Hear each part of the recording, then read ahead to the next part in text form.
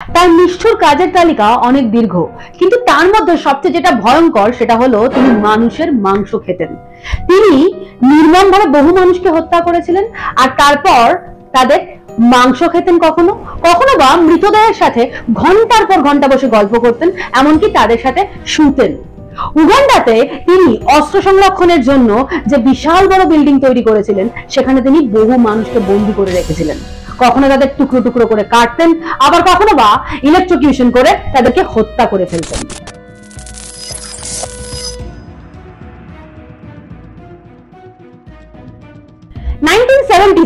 ইউগান্ডাতে মৃত্যুর আরেক নাম ছিল ইদি আমিন, যিনি তার চতুর্থ স্ত্রীকে ডিভোর্স করার প্রায় 1 বছর পর সেই অস্ত্রাগারে ডেকে এনেছিলেন। সেই সময় তার ওয়াইফ প্রেগনেন্ট ছিলেন।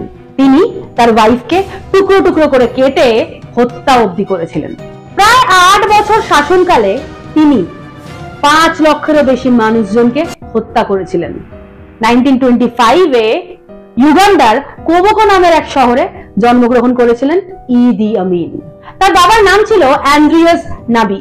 তিনি পরবর্তীকালে রোমান ক্যাথলিক ধর্ম থেকে ইসলাম ধর্মে ধর্মান্তরিত হয়েছিলেন। তখন তিনি নিজের নাম রেখেছিলেন আমিন দাদা। কয়েক বছরের মধ্যে তার বাবা মার মধ্যে ডাইভোর্স হয়ে যাওয়ার কারণে তার মা তাকে নিয়ে চলে এসেছিলেন বাম্বো শহরে, এবং স্বাভাবিকভাবেই শহরের জীবনযাত্রা যেহেতু অনেক বেশি এক্সপেন্সিভ ছিল, সেহেতু আমিন মাত্র ক্লাস 4 পর্যন্ত পড়াশোনা করতে পেরেছিলেন। তারপর বহু বছর বিভিন্ন ধরনের কাজ করার পর অবশেষে তিনি কিং আফ্রিকান রাইফেলসে যোগদান দেন, যেটা ছিল ব্রিটিশ আর্মিরই একটা অন্য ব্রাঞ্চ।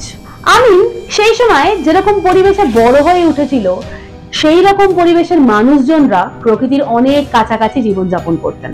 সেই কারণে তারা বন থেকে পশু শিকার করতেন, তাদের রক্ত খেতেন, এমনকি কাঁচা পশুর মাংস খাবার হিসাবে গ্রহণ করতেন। আর এই সব দেখে বড় হয়ে ওঠার কারণে আমিনও স্বাভাবিকভাবেই হিংস্র প্রকৃতির হয়ে উঠেছিলেন। 1946-এ তিনি আফ্রিকান কিং রাইফেলসে যোগদান দিয়েছিলেন রাঁধুনি অর্থাৎ শেফ হিসাবে। আমিনের এই অসাধারণ ক্রুয়েলটি দেখে ব্রিটিশ সরকার এতটাই খুশি হয়েছিল যে তারা সিদ্ধান্ত নিয়েছিলেন তাকে মিলিটারি ট্রেনিং দেওয়ার। তার কারণ তারা মনে করেছিলেন যে যে ব্যক্তি তার নিজের দেশের মানুষজনদের প্রতি এতটা হিংসাত্মক আচরণ করতে পারে, সেই ব্যক্তি তাদের সেনাবাহিনীর জন্য একদম আদর্শ ফিট।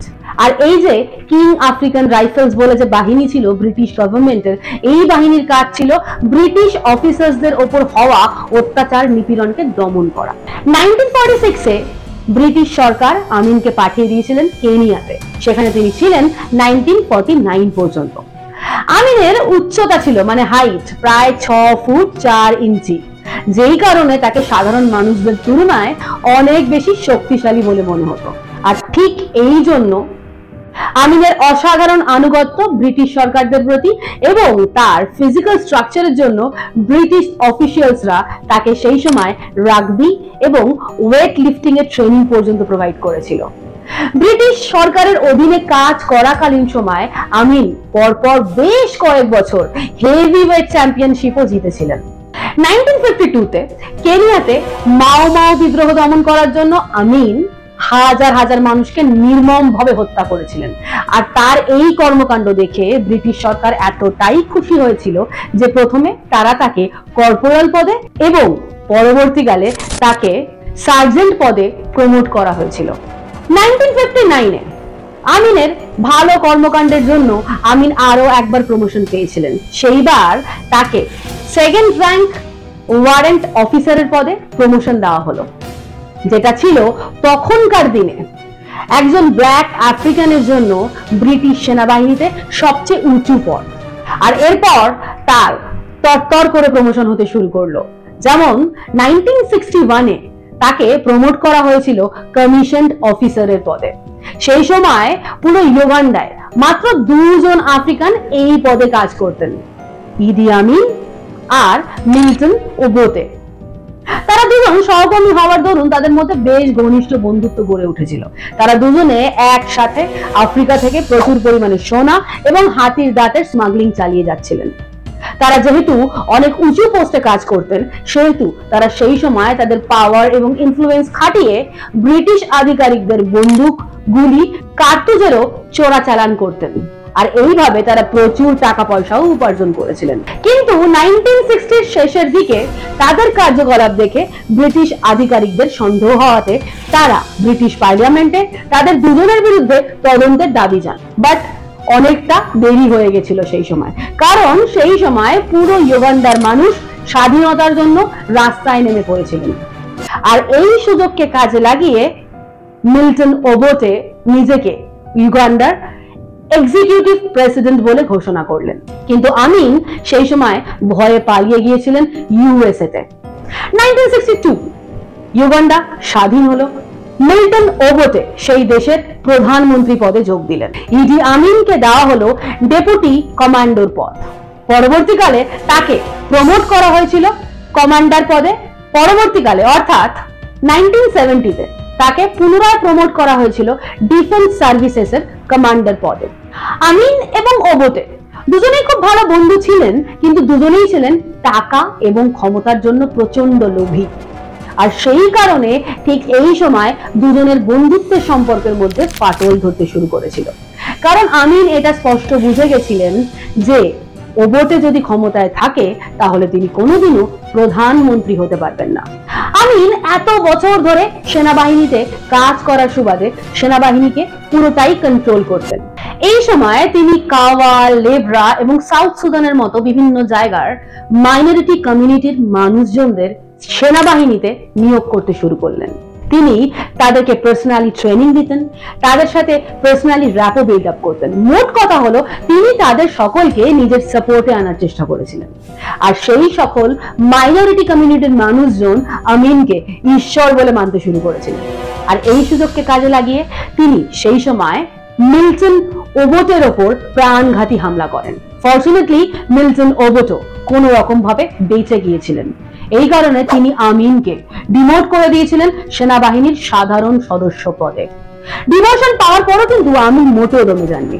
তিনি সেই সময় তার ব্যাটালিয়নদের সাথে নিয়মিত যোগাযোগ চালিয়ে যেতেন, সবার সাথে ওঠা বসা করতেন, সবার সাথে পার্সোনাল র্যাপো বিল্ড আপ করতেন।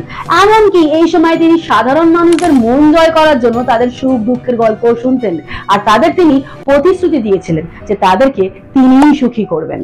আমিন ধীরে ধীরে ওবোটের আগেইনস্টে ইউগান্ডার সাধারণ মানুষদের উস্কানি দিতে শুরু করেছিল এবং নিজেকে সকলের সামনে মাসিহা বলে রিপ্রেজেন্ট করতে লাগলেন।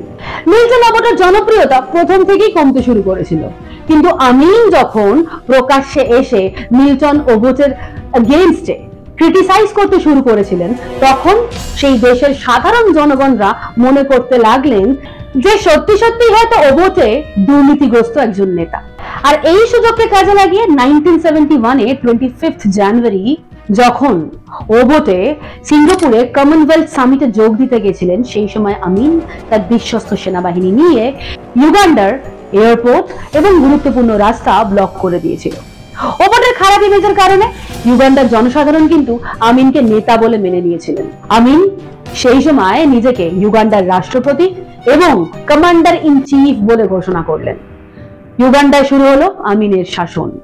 ক্ষমতায় আসার সাথে সাথে তিনি একাধিক পরিবর্তন এনেছিলেন, যেমন ইউগান্ডার সরকারি ভবনের নাম পরিবর্তন করে তিনি রেখেছিলেন ডিফেন্স কমান্ড পোস্ট। সেখানকার গোয়েন্দা সংস্থার নাম পরিবর্তন করে রাখা হয়েছিল স্টেট রিসার্চ ব্যুরো, যেটার প্রধান কার্যালয় তৈরি করা হয়েছিল কাম্পালাতে, যেটা পরবর্তীকালে একটা মানুষ মারার কারখানায় পরিণত হয়েছিল। এমনকি সেই সময় আমিন একটা প্রফেশনাল কিলার্সদের গ্রুপ তৈরি করেছিলেন, যাদের কাজ ছিল শুধুমাত্র সন্দেহের উপর ভিত্তি করে মানুষজনদের হত্যা করা। এই সময় 20 জন শরণার্থী নিয়ে একটা বিশাল বাহিনী তৈরি করে আমিনের বিরুদ্ধে অভিযান চালানো হয়েছিল, কিন্তু সেটা কমপ্লিটলি ব্যর্থ হয়ে যায়।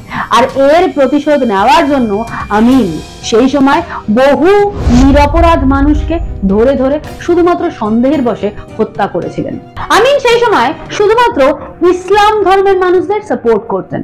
অন্য ধর্মের মানুষজনদের তার সোলজার্সরা বন্দি করে রাখতো এবং তাদের উপর ব্রুটাল ভাবে টর্চার করত। সেই সময় আমিন এত মানুষ হত্যা করেছিলেন যে ভিক্টোরিয়ার ড্যাম থরে থরে মানুষের লাশে ভরে গিয়েছিল।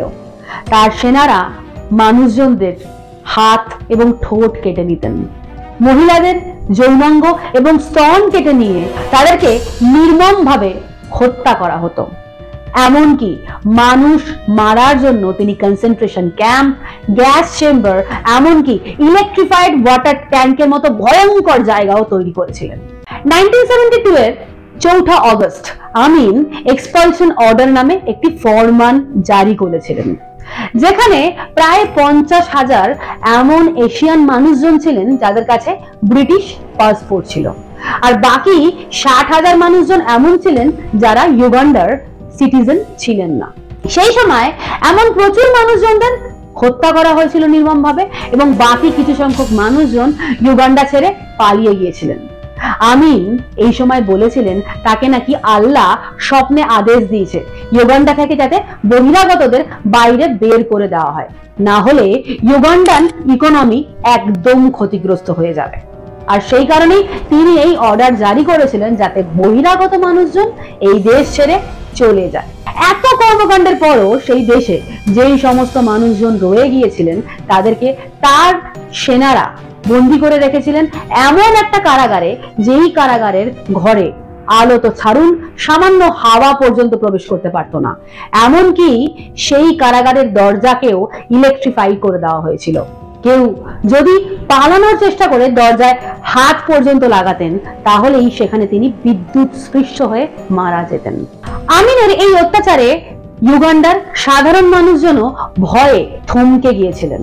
একসময় যেই উগান্ডান ইকোনমিকে প্রায় 90% সাপোর্ট করত এশিয়ান এবং ইউরোপিয়ান নাগরিকরা, সেই সময় সেই ইউগান্ডান অর্থনীতি কিন্তু একদম মুখ থুবড়ে পড়েছিল, কারণ আমিনের অত্যাচারে ভয়ে সেই দেশ ছেড়ে হাজার হাজার এশিয়ান এবং ইউরোপিয়ান মানুষজন বাইরে চলে এসেছিলেন। ইউগান্ডার অর্থমন্ত্রী ইমানুয়েল ব্লার এবং সেই দেশের স্বাস্থ্যমন্ত্রী হেনরি কিয়াম্বাকে তিনি দেশ থেকে বহিষ্কার করেছিলেন। পরবর্তীকালে তারা ইউএসএতে গিয়ে আশ্রয় নিয়েছিলেন। সেখানে তারা আমিনের এই নির্মম হত্যাকাণ্ডের বিবরণ দিয়ে একটি বই লিখেছিলেন যার নাম আ স্টেট অফ ব্লাড। 1971-এ আমিন ইউএসএ এবং ইসরায়েলের কাছ থেকে অ্যাডভান্সড মিলিটারি ইকুইপমেন্টসের সাহায্য চেয়েছিলেন, কিন্তু এই দুই দেশই তার এই প্রস্তাবকে ইগনোর করে দিয়েছিল, আর সেই কারণে তিনি হাজার হাজার ইসরায়েলি মানুষদের বন্দী করেছিলেন এবং প্রকাশ্যে তাদের হত্যা করেছিলেন। 1977-এ আমিনের অত্যাচারে অতিষ্ঠ হয়ে ইউগান্ডার লিবারেশন মুভমেন্টের সদস্যরা, অর্থাৎ যারা কিনা অ্যাকচুয়ালি ইউগান্ডার আর্মিরই সদস্য, তারা অপারেশন মাহফুজ মিগি শুরু করলেন। সেই সময় এই গ্রুপকে সাপোর্ট করেছিলেন ইউগান্ডারই বেশ কিছু বড় ব্যবসায়িক পরিবারগুলো।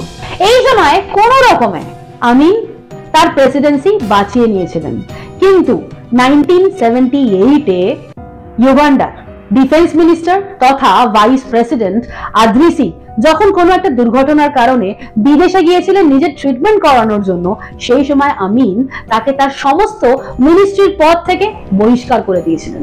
ফলে সারা দেশে এই খবর রটে গিয়েছিল যে আদ্রিসির দুর্ঘটনার জন্য আমিনই রেসপন্সিবল, আর সেই কারণে ইউগান্ডাতে যুদ্ধের পরিস্থিতি শুরু হয়ে গিয়েছিল।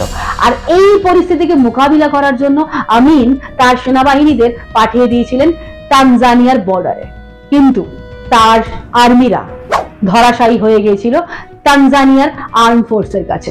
ফলস্বরূপ তানজানিয়া দখল করে নিয়েছিল পুরো কাম্পালা, আর ভয়ে কাঁপতে কাঁপতে সেই সময় আমিন পালিয়ে গিয়েছিলেন লিবিয়াতে। নিজেকে বাঁচানোর জন্য তিনি সেখানে প্রায় 1 বছর গা ঢাকা দিয়েছিলেন।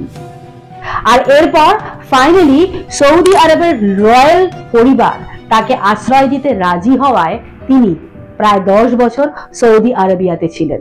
একটাই শর্ত দেওয়া হয়েছিল তাকে, যে আমিন আর কখনো কোনো রকম রাজনৈতিক অ্যাক্টিভিটিতে পার্টিসিপেট করতে পারবেন না। কিন্তু হঠাৎই 1989-এ তিনি without any prior notice Saudi আরবিয়ার সমস্ত রুলস এন্ড রেগুলেশনস লঙ্ঘন করে পালিয়ে চলে গিয়েছিলেন সেন্ট্রাল আফ্রিকাতে নিজের ছেলের কাছে। আর সেখানে বসে তিনি প্ল্যান করছিলেন একটা নতুন আর্ম ফোর্স তৈরি করার, যাতে তিনি ইউগান্ডাকে পুনরুদ্ধার করতে পারেন। কিন্তু সেই খবর ছড়িয়ে পড়ায় তিনি খুব শিগগিরই অ্যারেস্ট হয়ে গেছিলেন এবং তাকে আবার করে ফেরত পাঠিয়ে দেওয়া হয়েছিল সৌদি আরবিয়াতে। কিন্তু সেই সময় সৌদি আরবিয়ার গভর্নমেন্ট তাকে কিন্তু গ্রহণ করতে চাননি, কিন্তু শেষমেশ তারা রাজি হয়ে আমিনকে তাদের দেশেই থাকতে দিয়েছিলেন। আমিনের শেষ জীবন কেটেছিল সৌদি আরবিয়াতে। ফাইনালি 2003 সালে মাল্টি অর্গান ফেইলিয়ার হয়ে মৃত্যু হয়েছিল ইদি আমিনের। আপনারা জানাবেন ইদি আমিন সম্পর্কে যদি আপনাদের আরো কোনো হাড়হীন করা তথ্য জানা থেকে থাকে। কমেন্ট করে জানাবেন আজকের এপিসোড আপনাদের কেমন লাগলো। ভালো লাগলে একটা লাইক করে দেবেন, আমাদের চ্যানেলটাকে সাবস্ক্রাইব করে আমাদের পাশে থাকবেন। আবার দেখা হবে নতুন কোনো এপিসোড নিয়ে। আপনারা সকলে অনেক ভালো থাকবেন।